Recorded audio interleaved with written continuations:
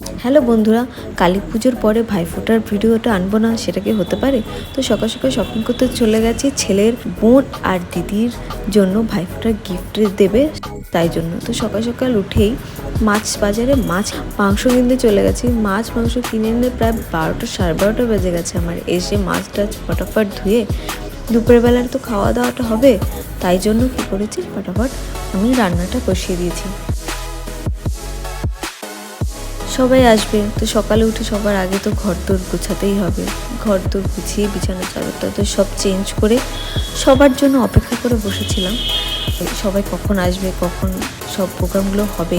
কোনো একটা অনুষ্ঠানের আগে না সবসময় একটা চিন্তা থাকে যে সবাই আসবে, সব কিছু পারবো কি না, সব কিছু করতে পারবো কি না। তো সেই চিন্তা করতে করতেই না করার চেষ্টা করি। জানি না কতটুকু পারি না পারি, সবার কতটুকু ভালো লাগে না লাগে সেটা জানি না।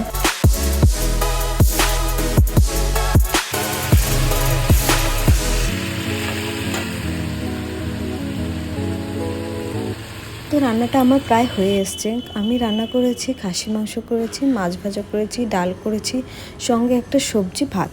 ব্যাস, সিম্পলি এটাই করলাম।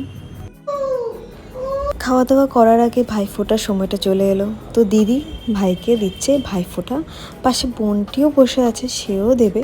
বোনের আগে দিদির পালা হোক, তারপর তো বোনের পালাটা শুরু হবে। দাদার প্রতি বোনের কত যত্ন, ওরে বাবারে। এতদিন ধরে আমরা আশীর্বাদ করছি, কিন্তু আসলে ভুলেই যাই যে আশীর্বাদটা করার সময় কি আগে করতে হয়, কোনটা আগে করতে হয়। ধান দুর্ব আগে দিতে হয় না ভাইফোঁটার সময় যে আমরা দই আর চন্দনটা নিই সেটা আগে দিতে হয়। আমি এত বছর দিচ্ছি, নিজেই গুলিয়ে ফেলি, হয়তো দুর্বটাই তো আগে দেবে না চন্দনটা আগে দেবে। ভাই টোটাল কনফিউশনে থাকি সবসময় আমি। আচ্ছা, আশীর্বাদের জন্য কোন আঙ্গুল দিয়ে ফোঁটা দিতে হয় সেটা তো জানি, কিন্তু ভাইফোঁটার জন্য কোন আঙ্গুল দিয়ে ফোঁটা দিতে হয় সেটা কি তোমরা জানো? প্লিজ কমেন্ট করে আমাকে জানাবে। আমি এটাতেও কনফিউশনে থাকি, একবার মনে হয় যেন এক একজন এক একটা বলছে।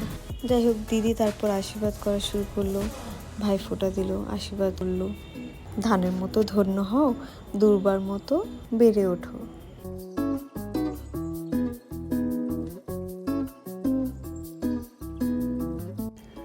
তারপর মিষ্টিটা খাওয়ানোর পরেই চলে এলো কি গিফটের পালা।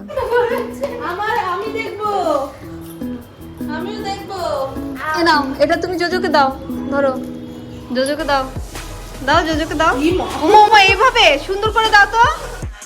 গিফট দেওয়া তো শুরু হয়ে গেছে। সবার আগে গিফটের দিকেই সবার নজর দেয়, কি গিফট দিয়েছে সেটাই আমাদের দেখতে আমরা ব্যস্ত। গিফটটা না দিলে যেন প্রোগ্রামটাই হবে না, এরকম একটা ব্যাপার থাকে। গিফট সে ছোট হোক, চকলেট একটা হোক। তারপর ঠাম্মি ভাইফোঁটা দিয়ে দিল, ঠাম্মিও একটা গিফট দিল। বাবা, শুধু গিফট আর গিফট। তারপর চলে এলো ছোট্ট বোনের পালা।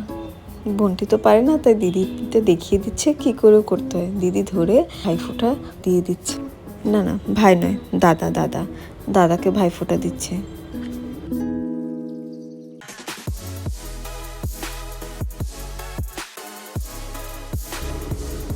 দেখো, ফোঁটাটা তো কিছুতেই নিতে চাইছে না। গিফটের দিকে সবার আগে নজর, ওটা কেড়ে নিতেই হবে। কোনো ধ্যান আছে? ভাই ফোঁটা দিচ্ছে বোনটা এত সুন্দর করে, মুছে নিতেই হবে। এক হাতে গিফট দাও, এক হাতে গিফট নাও। দেখো কি করে করছে। টাকার কোনো মূল্য নেই ভাই, আমাদের কাছে গিফটের মূল্যটা সবার আগে। টাকা গেছে ভার নেই। দেখো, টাকাটা পাশে ফেলে দিয়েছে।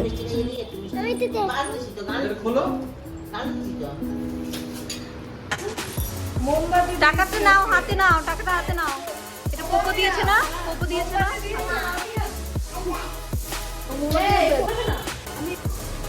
এবার আমার ভাই পালা, মানে আমার পালা।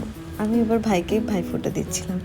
সত্যি ভাইদের জন্য দিদিরা বা দাদার জন্য দিদিরা, বোনেরা ভগবানের কাছে সবসময় এটাই প্রার্থনা করে যেন ভাইটা সবসময় ভালো থাকে। ভাইয়ের কপালে দিলাম ফোঁটা, জমের দুয়ারে পড়লো কাটা। যমুনা দেয় জমকে ফোঁটা, আমি দিলাম আমার ভাইকে ফোঁটা। ভাই যেন সবসময় সুস্থ থাকে, ভালো থাকে, এটাই আমরাও চাই।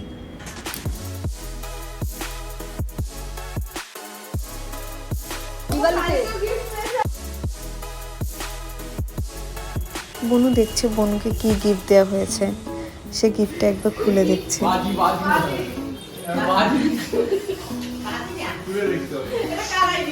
বাজি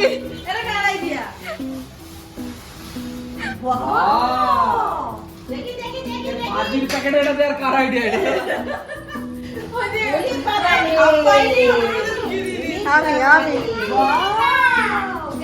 ভিডিও করো। বাহ বাহ বাহ, থ্যাংক ইউ বলো, থ্যাংক ইউ দাদাভাইকে, থ্যাংক ইউ বলো।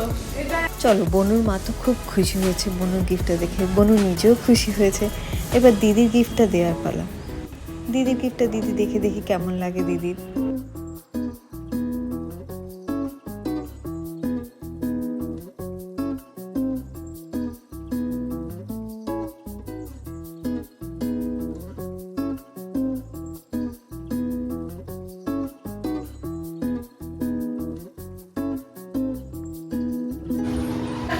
খুলে দিচ্ছি।